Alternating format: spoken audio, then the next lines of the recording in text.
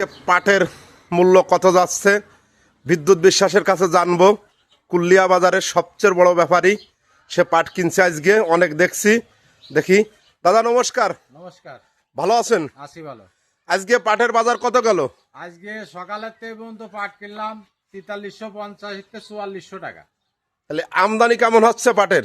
এখন একটু আমদানি কম, আস্তে আস্তে একটু বেশি আসছে আমদানি। এবার কি ব্যবসা হবে ভালো? এখন ব্যবসার কথা তো বলা যায় না, ভাগ্য ভালো থাকলে ব্যবসা ভালো হতে পারে। সরকার যদি ভালো পদক্ষেপ নেয়, বিদেশে যদি পাট রপ্তানি করে, তাহলে এত হড়িয়েপত্র কৃষক সবাই এত বাঁচতে পারবে। কৃষক ভাইয়েরা শুনছেন আমার সেই বড় ব্যাপারী বিদ্যুৎ দা কুল্লিয়া বাজারের কত সুন্দর পাটের দামের কথা বলল। সবাই বেশি করে তার ঘরে পাট নিয়ে চলে আসবে। কুল্লিয়া বাজার প্রতিদিন পাট কিনা হয়। খুশি তো কৃষক ভাইয়েরা?